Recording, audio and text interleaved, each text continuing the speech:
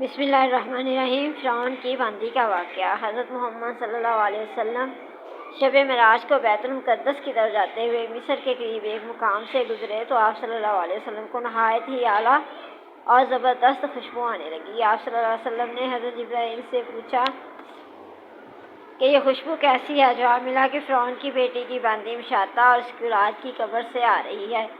پھر حضرت جبرائیل علیہ السلام نے اس کا قصہ آپ صلی اللہ علیہ وسلم کو بیان کیا کہ مشاطہ فرعون کی بیٹی کی خاتمہ تھی اور وہ خفیہ طور پر اسلام لا چکی تھی۔ ایک دن فرعون کی لڑکی کو بالوں کو کنگھی کرتے ہوئے اس کے ہاتھ سے اتفاقاً کنگھی گر گئی۔ وہ اٹھانے لگی تو اس کی زبان سے بے ساختہ بسم اللہ نکل گیا۔ اس پر شہزادی نے کہا کہ تو نے آج عجیب کلمہ بولا، رب تو میرے باپ فرعون ہی ہیں، تو پھر تم نے یہ کس کا نام لیا ہے؟ خاتمہ نے جواب دیا، فرعون رب نہیں بلکہ رب وہ اللہ ہے جو مجھے اور تجھے اور خود فرعون کو روزی دیتا ہے۔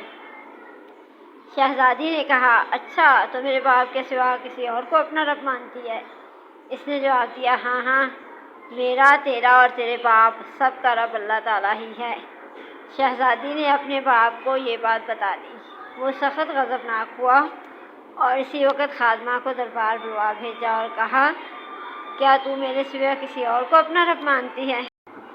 اس نے کہا، میرا اور تیرا رب اللہ تعالیٰ ہی ہے جو بلندی اور بزرگی والا ہے۔ فرعون نے اسی وقت حکم دیا کہ تانبے کی جو گائے بنی ہوئی ہے اس کو خوب گرم کیا جائے، اور جب بالکل آگ جیسی ہو جائے تو اس کے بچوں کو ایک ایک کر کے اس میں ڈال دیا جائے، آخر میں خود اسے بھی اسی میں ڈال دیا جائے۔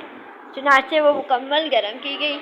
جب آگ جیسی ہو گئی تو فرعون نے حکم دیا کہ اس کے بچے کو ایک ایک کر کے اس میں ڈالنا شروع کرو۔ اس نے کہا، بادشاہ ایک درخواست میری منظور کرو، وہ یہ کہ میری اور میرے بچوں کی ہڈیاں ایک جگہ ڈال دینا۔ اس نے کہا، اچھا، تیرے کچھ حقوق ہمارے ذمہ ہیں اس لیے یہ منظور ہے۔ اس کی دونوں بچیاں اس کی آنکھوں کے سامنے اس میں ڈال دی گئیں اور وہ فوراً جل کر راکھ ہو گئی۔ جب سب سے چھوٹے کی باری آئی جو ماں کی چھاتی سے لگا ہوا دودھ پی رہا تھا، فرعون کے ملازموں نے اسے گھسیٹا تو اس نیک بندی کی آنکھوں تلے اندھیرا چھا گیا۔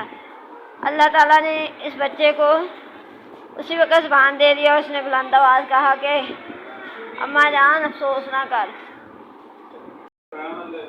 نہ کر اماں جان، ذرا پس و پیش نہ کر، حق پر جان دینا ہی سب سے بڑی نیکی ہے۔ چنانچہ انہیں صبر آ گیا۔